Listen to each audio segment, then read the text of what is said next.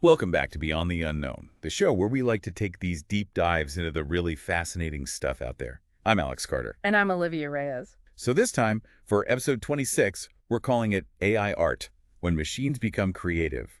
Just to give you a little heads up. It's pretty wild, all this AI art stuff. It is wild, and it's everywhere now. Yeah, it's really blowing up. And so we've been looking at the report, which has a ton of info on AI art. I mean, we've all seen the AI images online, right? Oh, yeah, for sure. But this report actually goes way back, like to the 70s, to the beginning of AI art. Yeah, like Harold Cohen's program, Aaron, that was doing some pretty cool art stuff back then. Yeah, it was already creating its own art back in the 70s. Uh, It makes you wonder if those early AI folks ever imagined something like Dolly or Stable Diffusion. Those are kind of household names now. I know, right? It's amazing how far it's come. And it's not just images anymore. Yeah. The report talks about how AI is making music now, too, and even literature and even video. Wait, so I could like tell AI what kind of music I want and it would compose it, like if I'm feeling kind of jazzy or maybe a little bit classical. Exactly. There's platforms like OpenAI's MuseNet. They're analyzing like tons of musical patterns, and then they can just compose whatever. Jazz, classical, whatever you can think of. Wow, that's crazy. It's like having your own AI composer. Right. Okay, but what about writing? Can AI really write stuff that like actually sounds good? Stories, poems, that kind of thing. Oh, yeah, totally. They had these large language models like GPT-4. They've been trained on so much text, they can write pretty much anything. So it could like read all of Shakespeare's work and then write something that sounds like Shakespeare. Exactly. And it's not just copying. It can come up with original stuff, too, like poems, stories, even scripts, all in different styles. That's pretty wild. Yeah. It's like, where does the human creativity end and the machine creativity begin? It all gets blurry. I know. It's a really interesting question. But before we get too philosophical about it, let's talk about how this AI art stuff actually works. The report goes into the technical side of it, too. Yeah, it's all about data. AI art uses these things called neural networks, and they analyze just mountains of data, like images, text, music, you name it. So it's not like someone's programming the computer to make art. It's actually learning from all this data. Yeah, exactly. It's picking up on patterns and using them to create something new. Okay, I kind of get that. But what about all these different types of AI models? The report mentions GANs and diffusion models and all this stuff. What's the difference? Well, GANs, those are generative adversarial networks. It's like two AI systems working together, but they're kind of competing too. Competing, how does that work? So you have one AI creating the image, and the other AI is judging it, trying to figure out if it's real or AI made. So they're constantly pushing each other to get better. Yeah, and that's how they end up making these super realistic images. That's so cool. What about diffusion models? They're different. It's like they start with a really blurry, noisy image, and then they slowly refine it step by step. So it's like sculpting, but with digital noise. Yeah, kind of like that. Stable diffusion. That's one of the popular AI platforms, and that's what it uses. Okay, so there are all these different ways AI can create art. But like the big question that the report gets into is this really creativity? Or is it just AI imitating what humans have already done? That's the million-dollar question, isn't it? Is AI really creative, or is it just a really good copycat? And the report actually lays out both sides of the argument. So what are some of the reasons people think AI could be truly creative? Well, some people argue that because AI is making these completely new things, things that haven't existed before, that's a form of creativity. So even if it's based on algorithms and data, if the outcome is original, that's creative. Yeah. And then there's the emotional side of it. A lot of people have really strong reactions to AI art. They find it moving or inspiring, and that suggests there's something more to it than just imitation. Yeah, if it makes you feel something, maybe it doesn't matter how it was made. Exactly.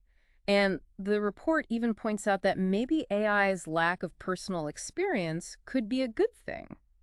It means it can approach things in a totally different way than a human would. Okay, that's an interesting way to look at it. But there must be people who disagree, right? Oh, yeah, there are definitely people who say AI can't be truly creative. Why is that? Well, they say that even though AI can make stuff that looks like art, it doesn't have the same depth of understanding that a human artist has.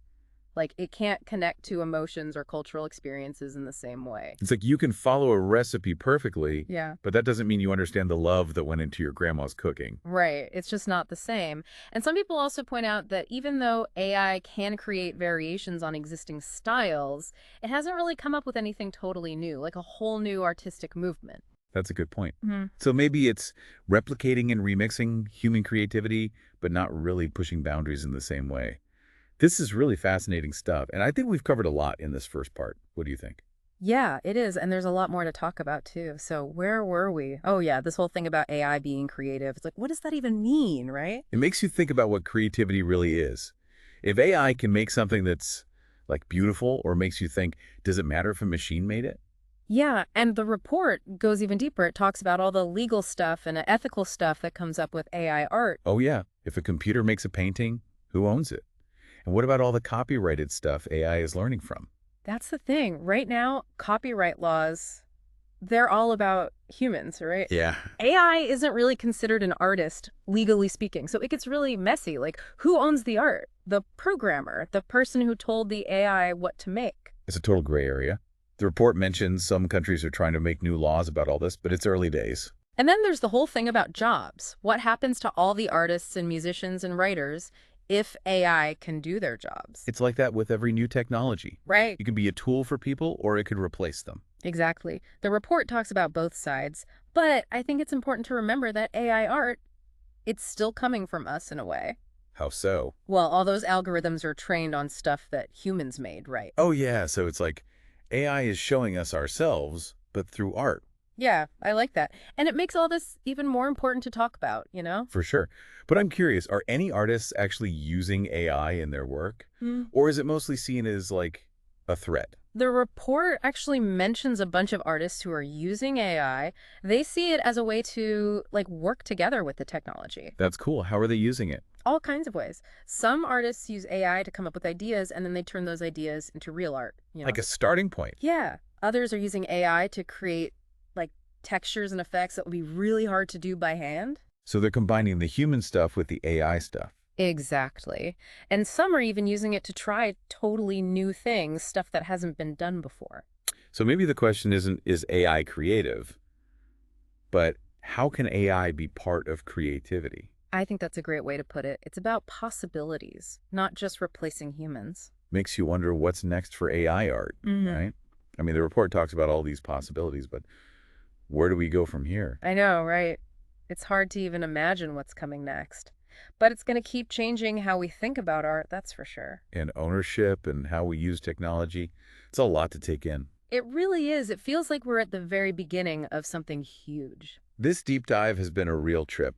We started talking about like how AI art works, and now we're talking about the whole future of art. And we've only scratched the surface. The report goes way more in depth, you know. Yeah, it's definitely worth checking out for anyone who's interested in this stuff. And hey, listeners, what do you guys think about all this? Yeah, tell us.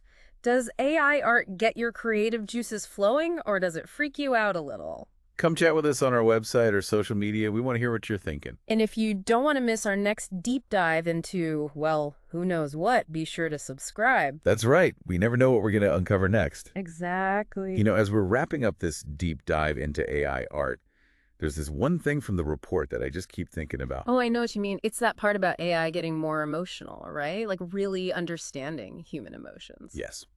It sounds kind of crazy, but they're saying that AI could actually get better at understanding how we feel. And then imagine AI art that doesn't just look cool, but actually makes you feel something deep, you know? It's like, whoa, AI that can make you feel joy or sadness Yeah, or even a sense of wonder. exactly. It really makes you question what creativity even is.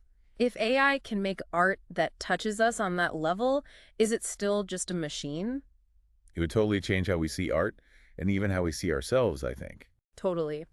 And the report talks about how AI could even make art that's personalized just for you, based on what you like and how you're feeling. That's wild. Like your own personal AI art experience. It's like a whole new world of art where anything is possible. This whole deep dive has been mind-blowing. We've gone from the technical side of AI art to like these huge philosophical questions about what it means to be human and creative. I know, right? It's crazy to think that this is just the beginning. Who knows what's next? Exactly. And we hope this episode has given you a lot to think about. If you want to go deeper, definitely check out the report. Yeah, it's really fascinating. And don't forget to let us know what you think about all this AI art stuff. Head over to our website or social media. We want to hear your thoughts. And until next time, keep exploring, keep questioning, and keep looking beyond the unknown. This is Beyond the Unknown, signing off.